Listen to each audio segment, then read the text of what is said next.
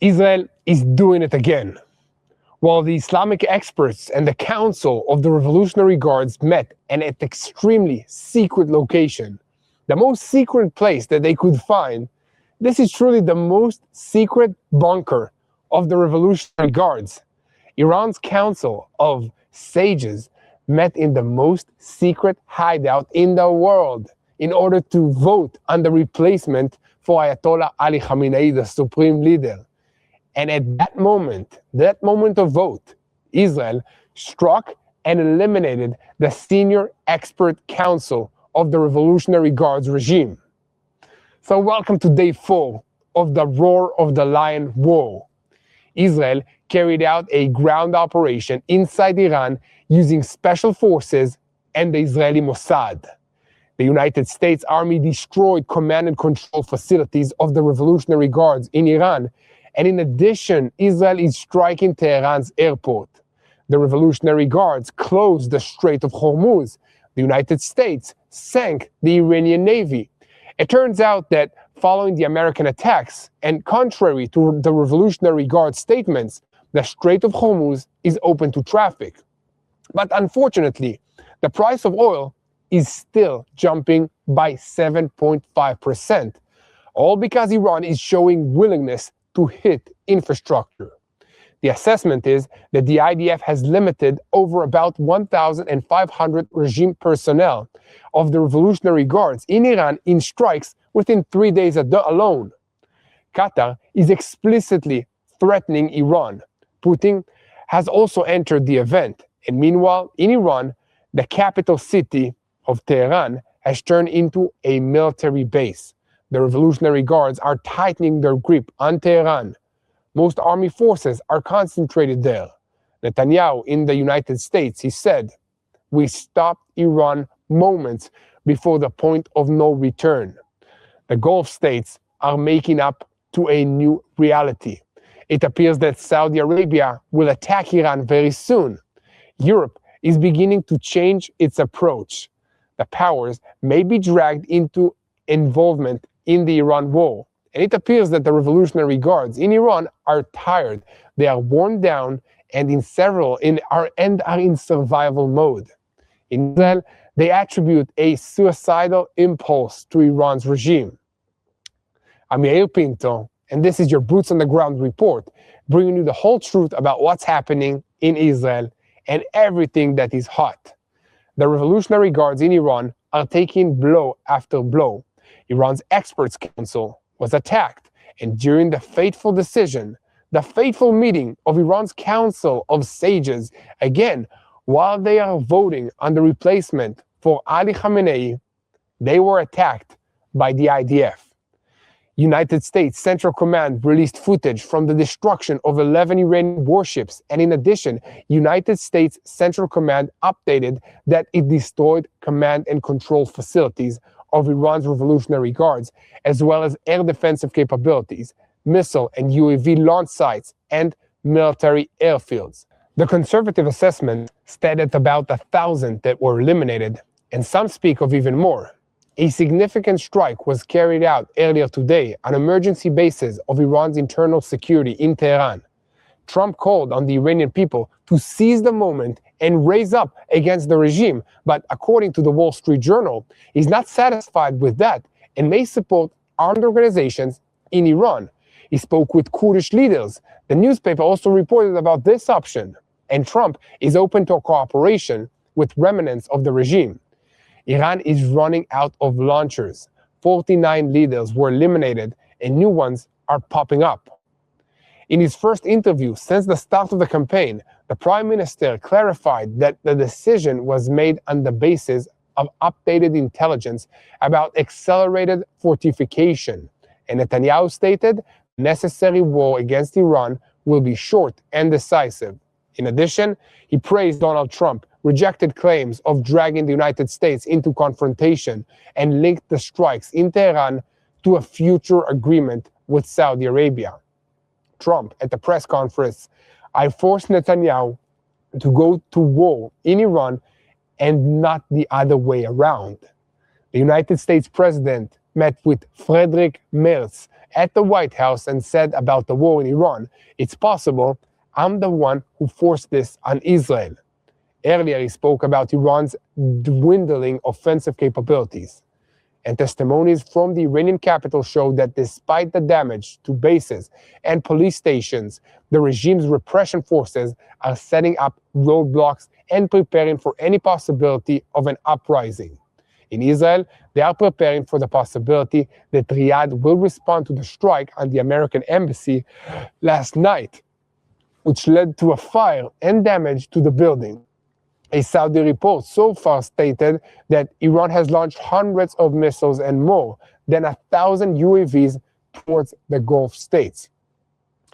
And with the start of the combined Israeli-US attack, countries like Bahrain, France, and Germany remained out of the picture. A strike on the British Air Force base in Cyprus led Europe's powers to declare that they are ready to join operations against the Islamic Republic. Britain is sending a destroyer. France sent fighter jets. Iran continues to bombard Arab states in the Gulf region, and Qatar's foreign ministry accused Iran of firing towards population centers, while the Kremlin sends a confusing message to Iran. Putin will speak with Iran regarding concern about the issue of strikes on oil infrastructures. And senior officials in Israel's security system say that in light of the Islamic Republic's unusual responses to strikes on its territory, intelligence officials in Israel say it appears that the Ayatollah regime has gone off the rails. In Tehran, they understand very well that Israel has come into a very offensive campaign. And what is the assessment for the ceasefire? You know? Let me know in the comments. I'm Yair Pinto, and this is your Boots on the Ground, bringing you the whole truth about what's happening in Israel. And this is day 4 of the war, Roar of the Lion, that's way bigger than Operation already, against the Revolutionary Guards in Iran, the head of the axis of evil in the Middle East, and all the proxies. And 1 second before we begin, I want to call on all of you to keep spreading the truth. Share our content with as many people as possible. Click the subscribe button, and let's keep bringing you the whole truth about what's happening in Israel. How? Very simple. Myself and Mati Shoshani upload our day-to-day lives in Israel every single day. So look for us on social media platforms, Yair Pinto and Mati Shoshani, and let's continue. Day 4 opened with 2 simultaneous blows in the heart of Iran. A blow to the decision-making leadership and a blow to the propaganda machine. On the first front, an attack on the assembly of experts in the building of Qom. This body is supposed to choose the next leader of the Ayatollah regime in Iran. It is made out of 88 clerics, but a security source said that at a time of the strike, not all of them were present, far fewer. In Iran, another version claimed that the building was actually empty and that no meeting took place at all because of a security protocol that forbids senior officials from gathering in one place. In simple terms, there is a gap between the versions, but both versions say the same thing. The regime is in panic mode and is afraid to put its leadership in the same room. The strike in Qom was not an isolated event. There were also reports of a strike on the council complex in Tehran and strikes around the Revolutionary Square in the capital. And if you want to understand what Day 4 looks like in this war, look at the sequence of targets: government facilities, internal security facilities, besieged bases, IRGC headquarters, and the infrastructures that keeps the country running on the axis of fear. In Israel, assessments say that within 3 days, the strikes eliminated between about 1,000 and 1,500 members of the IRGC and Iranian security forces.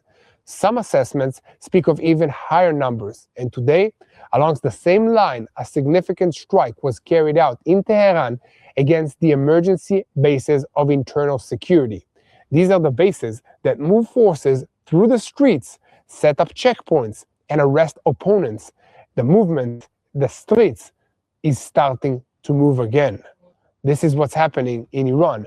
And the second blow, perhaps the most symbolic of the day, Day 4, the Air Force took down the regime's broadcasting building, the Broadcasting Corporation in Tehran. Fighter jets dropped dozens of munitions and destroyed the compound. The military explained that the building was not used only for regular propaganda, but for advancing military operations under the cover of civilian means and assets. And the IDF spokesperson in Persian addressed civilians in Iran and called the site the beating heart of the machine of lies and repression. This is not just another target. This is an attempt to cut the pipeline that pumps lies towards and fear inward. And on the ground, alongside the bombings, our report keeps returning again and again across this region, an Israeli ground operation in Iraq by the Mossad and the Special Forces.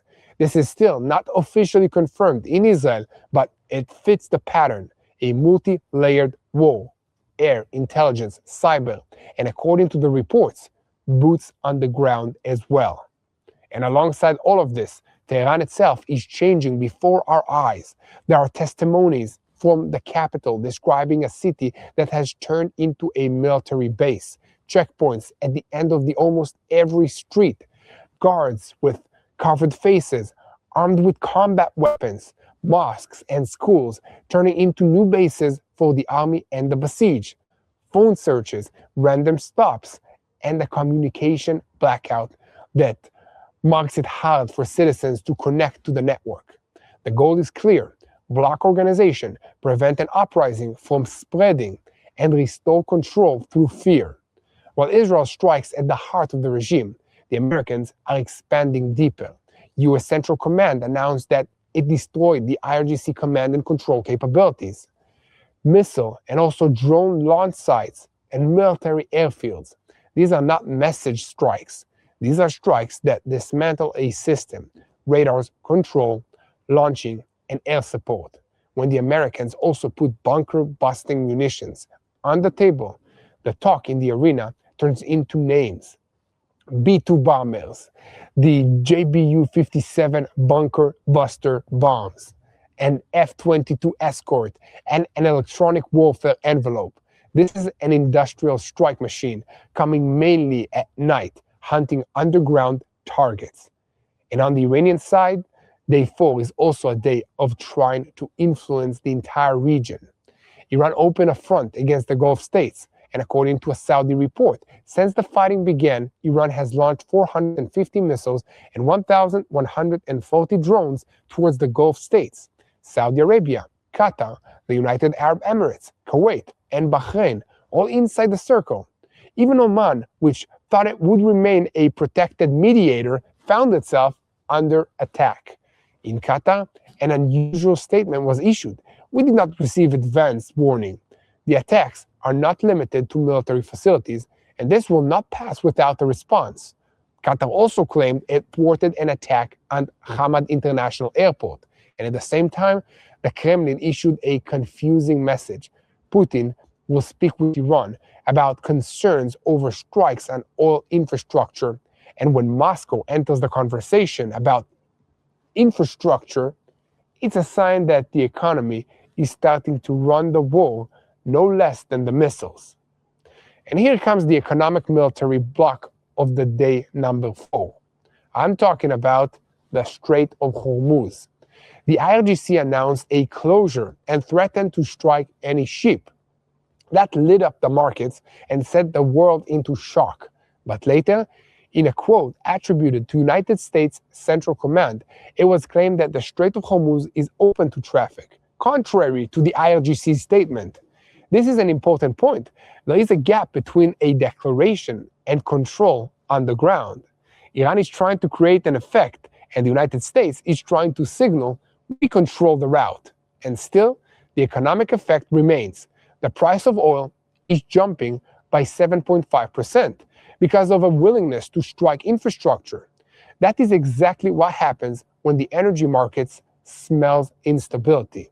Even if the route is open, insurance, shipping, and fear make everything more expensive. In the political arena, Day 4 produces another shift.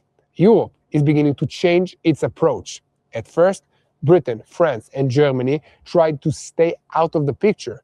Then came the precedent, an attack towards the British Air Force base at Akrotiri in Cyprus, European territory. After that, Britain announced it is sending HMS Dragon, an air defensive destroyer, and also helicopters with anti-drone capabilities. There were also reports about the possibility of sending another destroyer, HMS Duncan. France is planning to send anti-missile and anti-drone systems to Cyprus and fighter jets to patrol around a French base in Qatar. Greece sent a ship and also a fighter jets. In simple terms, Europe is not rushing in, it is being dragged in. And in the same breath, you have to watch how Trump speaks. He said publicly that he was not dragged after Israel, but the opposite, that he pushed Israel to act because he felt Iran was about to strike first. He repeated the claim that negotiations with the crazies, as he called them, led him to the conclusion that action had to be taken now. And he added 2 data points that signal his direction. He claims that Iran is running out of launchers and that 49 senior leaders were eliminated and new ones are popping up. He leaves an opening to work with some of the friends who are still left in this regime, if that serves an American interest. This is hammer diplomacy, a hard blow and then a half-open door for whoever remains standing. There is another element in Trump's talk that is very important. He called on the Iranian people to seize the moment, and at the same time, it was reported that he spoke with Kurdish leaders and is considering support for armed groups inside Iran. This is still not an operational decision, but the very decision changes the rules of the game. If the next stage is a ground war through local forces, this is no longer only an air war. And now, before we continue, one moment that brings us back here, to the ground, to what is happening in Israel, while all of this is exploding in the Middle East. The war has begun, and rockets are being fired, and sirens echo across Israel once again. The first people on the ground are the volunteers of Magen David Adom. Right now, as explosions are heard, as families run to shelters, as chaos unfolds, Magen David Adom medics are already there. Before the police, before the army, before anyone else, they are treating the wounded, stabilizing the injured, evacuating families under fire, saving lives in real time. They do not wait for it to be safe. They move towards danger because that's who they are. But responding to a war as it happens takes more than that, just courage. It takes ambulances racing through rocket fire, armored emergency vehicles, protective gear, advanced trauma equipment, fully trained teams ready to deploy at a moment's notice, day and night. And that's where you and I come in. Our support right now ensures that they can keep responding to every siren, every impact, every emergency. So go to savelifeisrael.com. Help Magen David Adom stay strong, stay fast, stay ready. Because when seconds are determining life or death, they are the first one underway. And now, this is the option to stand with him. So go to savelifeisrael.com. Again, that's savelifeisrael.com. Make a donation to Magen David Adom. And in Israel, right here, alongside the strikes that are happening deep inside Iran, alerts continue about aerial intrusions and launches, drones and missiles. This campaign is no longer one barrage at night. It is continuous attrition of the home front, us, the Israeli civilians. Alerts, interceptions, falling fragments, localized damage, and then a return to a tense routine. And at the same time, in the north, the Lebanese arena has already entered the picture. The IDF announced that forces of Division 91 and Division 210 are deployed in forward defensive positions along the border and in the security zone in southern Lebanon and in Syria. This is with reinforced defensive and offensive components. This is happening to prevent surprise and to leave the IDF full freedom of action against Iran without the North stealing the war. And now, back to the heart of day 4. The balance of power is changing. The Gulf states are waking up to a new reality. They thought that they had a quiet agreement with Iran. not to attack them if they did not allow attacks from their territory. And then Iran opened fire on all of them. The meaning is that these states must choose a side, and that connects to a report in Israel. A senior Israeli official says that Saudi Arabia is expected to strike Iran very soon, especially after the attack on the United States Embassy in Riyadh, which caused a fire and also damage. This is a dramatic point. If Saudi Arabia enters the war, and it moves to completely a different regional level. And along that same axis, you also see American states on the ground, evacuation orders for non-essential personnel at embassies, a temporary closure of an embassy in Kuwait, instructions to leave various countries, and internal discussion in the United States about a possible shortage in the interception systems like THAAD and Patriot for protecting bases and embassies. That signals there is also a war on defense, not only on offense. And on the Israeli side, Prime Minister Netanyahu, in his first interview since the start of the campaign, explains the decision through intelligence on accurate fortifications and deep bunkers. He says that the window was about to close and that this is an operation meant to remove an existential threat quickly and decisively. He also ties the strikes in Tehran to the possibility of a future agreement with Saudi Arabia. In his words, the road to Riyadh goes through Tehran. This is a statement trying to present Day 4 not only as a day of strikes, but as a day of reorganizing of the Middle East. And on the other end of the map, inside Iran, the Revolutionary Guards look tired and worn down. There are reports of a survival mode and that the regime threw its people into the streets, turning every street in Tehran into a control post. This is a reaction that comes when the security apparatus is hit. When bases are bombed, regimes do not disappear. They pull inward, intensify the repression, and cling to the capital. So this day, day number 4, Israel hits the embassy, the assembly experts in Qom, and the propaganda infrastructure in Tehran.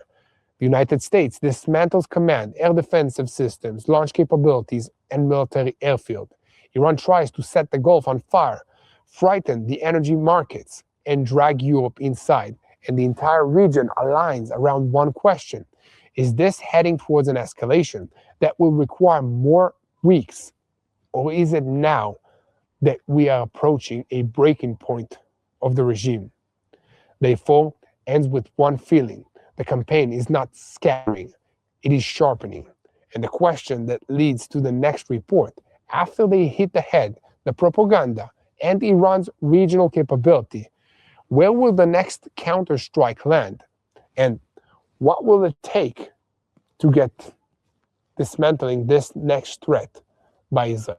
So we will keep bringing you the whole truth about what's happening now in Israel, in Iran, in the Middle East.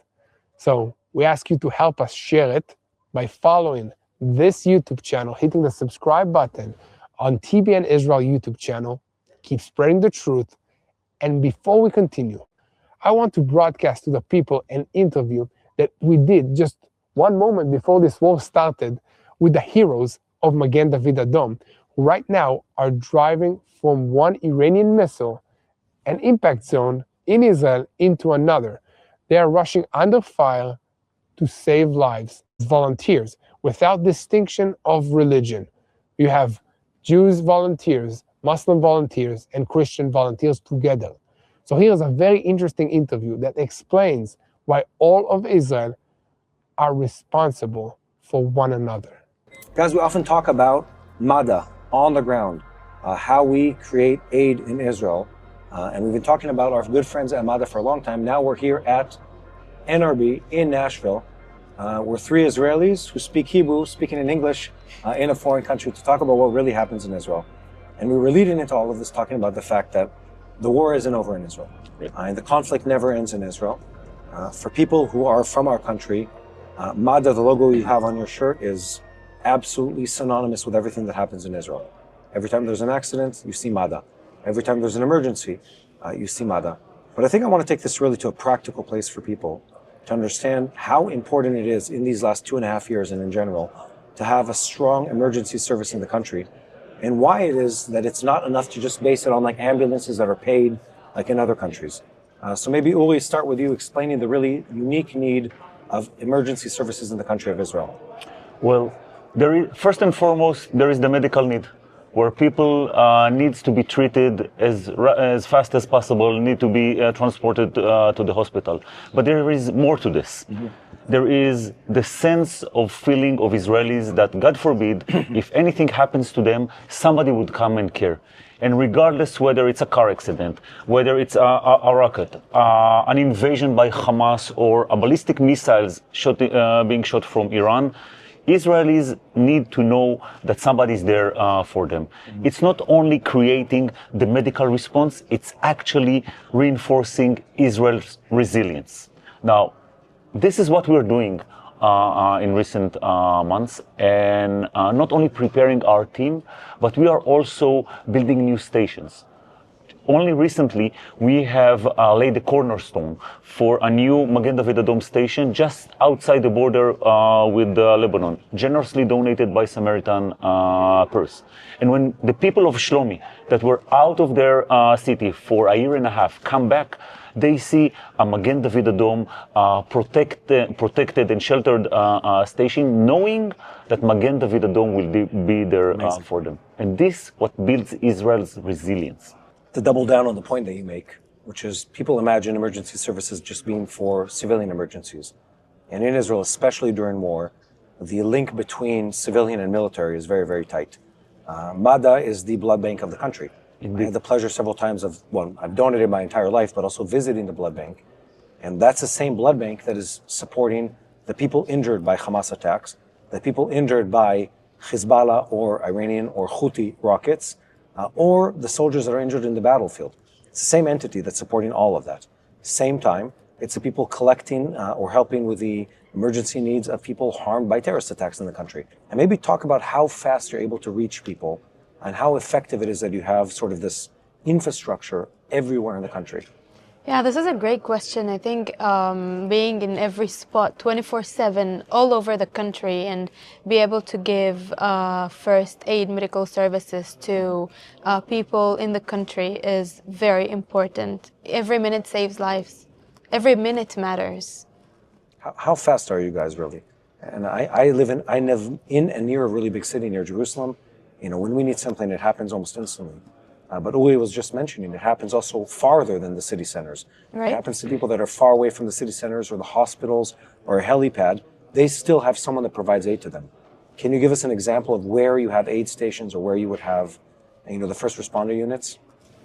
Yes, this is quite interesting, because when people think about immediate care, they would usually think about ambulances. I want to talk about your community involvement.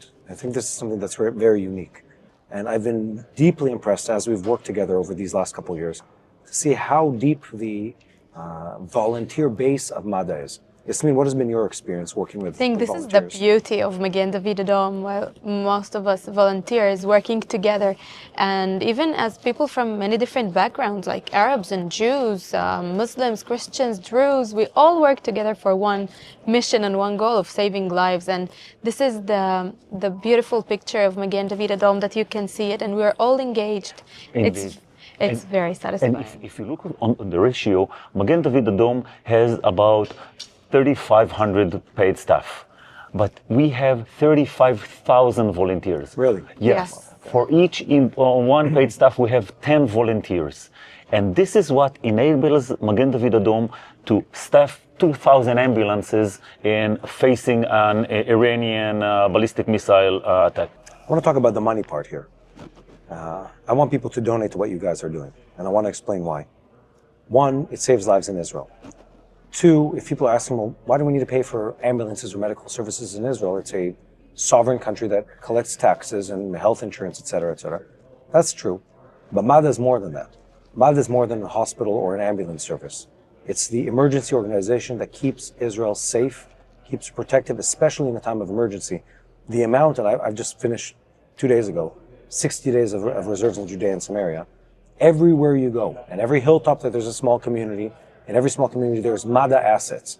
It's people that were trained, it's backpacks that are raiding the first responder units, it is ambulances that are waiting for volunteer drivers and medical crews to take people to a hospital from a location that doesn't have a MADA station or doesn't have a first responder unit, and it's a huge network. And I want people to get behind this. There's a link that's going to appear on the screen. The link is savelifeisrael. .org or .com? .org. .org. Yael's done this. Hey guys, by the way, if you just saw me on the boots on the ground, I'm everywhere. Just kidding. So yeah, we're here at the NLB, and if you want to support Magen David Adom, you can go to www.savelifeisrael.org. Matt, you can say that? Savelifeisrael.org. Oh, yes. Okay. And if I may say one thing to our viewers in regards of donations. Your donation doesn't go for the daily operation of Magen David Adom. It does go for the development, for additional ambulances, for more ambulance stations, for more medical equipment, for training other communities. Supporting Magen David Adom is actually supporting the state of Israel. And when Magen David Adom is stronger, the state of Israel is stronger and ready for any challenge that will come. Dollars flew through the air in Beirut, in Lebanon, after the explosions. The street was filled with banknotes scattered by the blast. And in Lebanon, they report that cash belonging to Hezbollah's mechanisms simply went up in flames. This is not a metaphor. It is part of the message. The IDF is not only hitting warehouses and launchers, it is going after the economic oxygen line that keeps the organization standing. And in the past 24 hours, the IDF completed a wave of strikes all across Lebanon against assets of the El-Qard El-Hassan Association, the financial institutions that presented as a civilian organization, but in practice was used by Hezbollah as a parallel banking system. In the military, they explained that this network stores money, manages salary payments to operatives, and enables money transfers that feed the military apparatus. When the target is El-Qard El-Hassan, this is a strike aimed at the heart of the engine. I'm talking about salaries for the terrorists, cash, the ability to keep people on the ground and pay for weapons and infrastructures. This arena reopened very quickly, and Hezbollah chose to enter the campaign to support Iran, and in practice took a direct risk on Lebanon. And at night, at 1:04, Hezbollah fired missiles towards Israel. Most were intercepted, others fell in open areas, but this event changed the phase. In the IDF, they say that this scenario was on the table and that the moment Hezbollah decided to fire, the spring was released. From there, the response rolled forward. The Air Force went out on a wave of sorties, and the ground activity received a tailwind.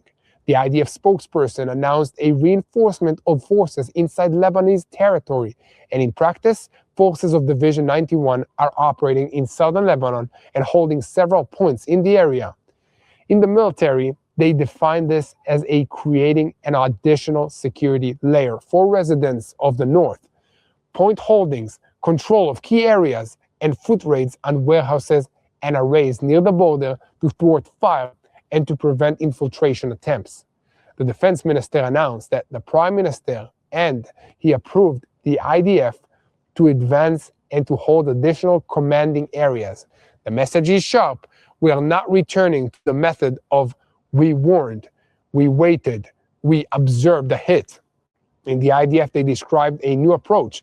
No more equations. Any fire, even limited, brings a broad response. This is meant to break Hezbollah's logic, which relies on small escalation steps to gain time, influence perception, and create a victory image. And at the same time, the pressure is also felt inside Lebanon. Witnesses reported that the Lebanese army withdrew from at least 7 forward positions along the border, and the Lebanese sources said that this was done to maintain the safety of the forces in the face of escalation. This is a small detail, but dramatic. When the Lebanese army moves positions backwards, it signals it does not want to get stuck between Israel and Hezbollah, and it also marks the depth of the sovereignty crisis in Lebanon. And the political leadership in Beirut is trying to create a distance. Lebanon's president called to pressure Israel to stop the strikes, but in the same breath added a line that cannot be missed. We do not want Hezbollah to operate from our country's territory. This is a statement that paints Lebanon as a state trying to regain control over territory. It has already lost, while the Shiite organization drags it back into confrontation. And within this whole picture, another dimension enters the international perception. While the regional campaign is shaking, Europe's leaders are once again seen as watching from the sidelines and doing nothing. So, write in the comments, what do you think about this? Is Europe truly powerless, or are they just choosing to stay silent until the fire reaches them? Now the operational question is simple. After they struck the money mechanism, and after the forces are already holding points on the ground, will Hezbollah try to prove steadfastness and expand its fire, or will it understand that this time the price is not only in headquarters, but also in salaries and in the ability to keep the system running?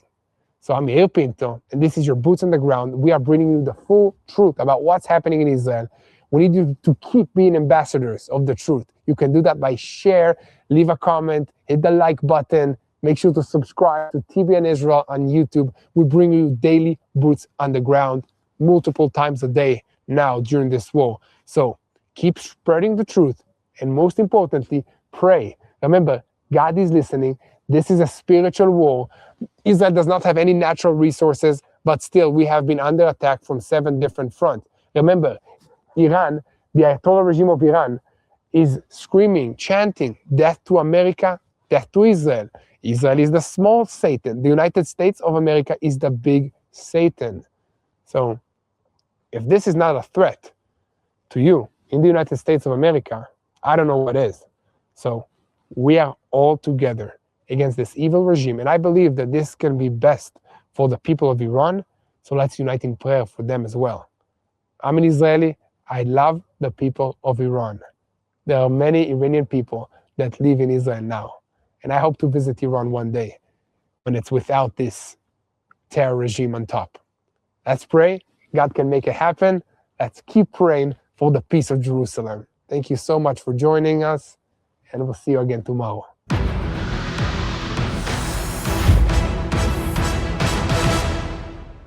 Hello, this is Mati here in Jerusalem with TBN Israel. This is Yair Pinto from TBN Israel here in Jerusalem. TBN Israel is keeping viewers informed with Israel-focused news, culture, and what God is doing in this land. Support TBN Israel today online at tbn.org/Israel. Thank you.